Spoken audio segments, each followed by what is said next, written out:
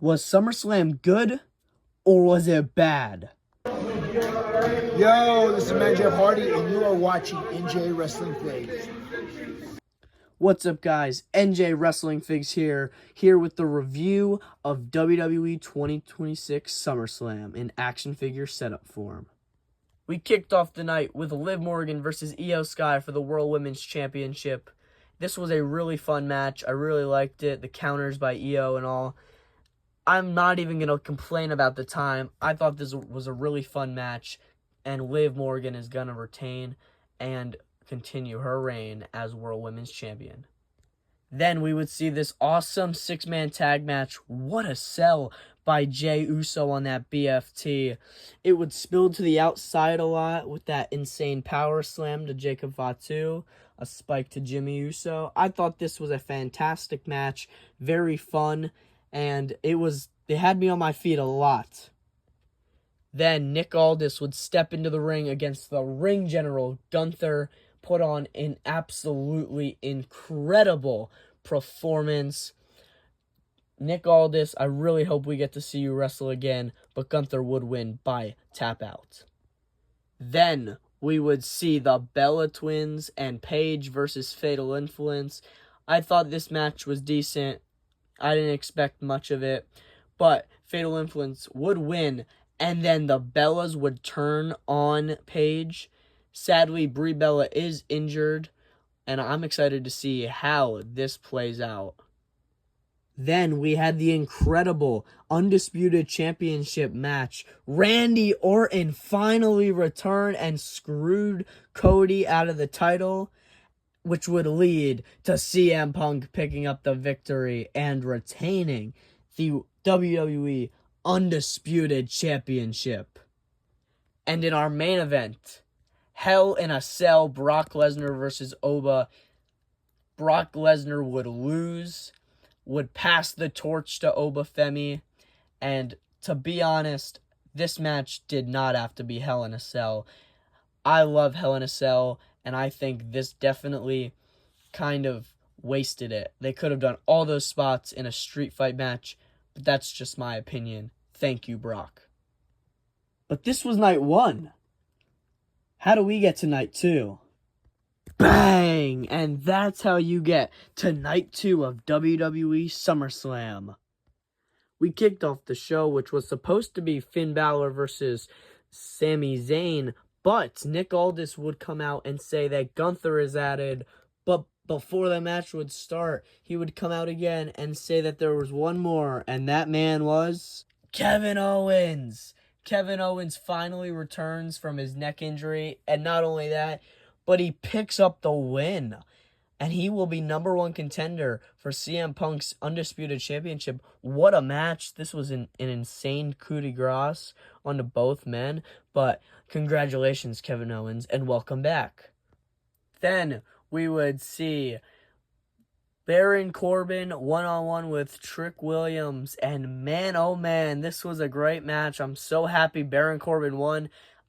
You gotta believe me, I love Trick. I love Lil Yachty, who got thrown through a table, which kind of fell over, but you get the point. Lil Yachty fell through a table, which would lead to Baron Corbin hitting Trick with the title and a wicked end of days to pick up the win and the U.S. title. Then it was our interim WWE Women's Championship ladder match, which was a great match. Sadly, I only have Jade Cargill and Charlotte Flair in figure form, but they were fighting on top of the ladder until everybody got knocked down, which led to Chelsea Green sitting herself up and grabbing the Women's Championship. I'll pop a picture up, but she is the new interim WWE Women's Champion. Then we would have Human Money's on a pole match, which I don't even care if you hate on this. If anybody hates on this, they are crazy. This was a banger match. Dominic Mysterio would almost grab the monies, but the Minihausens, along with Joe Hendry, would help out Danhausen And then Dom almost went and grabbed the monies again, but got cursed, exploded out of the turnbuckle. He's on the floor. Danhausen grabs the monies and threw it everywhere. There's my custom Minihausen with El Toritohausen. And wow, this match blew me away. Penta versus Chad Gable for the Intercontinental Championship in Chad Gable's hometown of Minneapolis, Minnesota. I had to set up this insane Mexican destroyer on the apron, but Chad Gable finally got a singles title. Congratulations, Chad Gable. And our main event, man, these guys were fighting in the crowd on the outside. In a span of like 2 minutes, they busted through both announce tables. Seth and Roman put on an absolute classic. Did I like the ending? Not one bit. I'm sick of the same endings where Roman hits a spear and then makes eye contact with the guy for a little bit and then hits another spear and wins. I don't like that. I wish the ending would have been better. I'm happy there was no interference.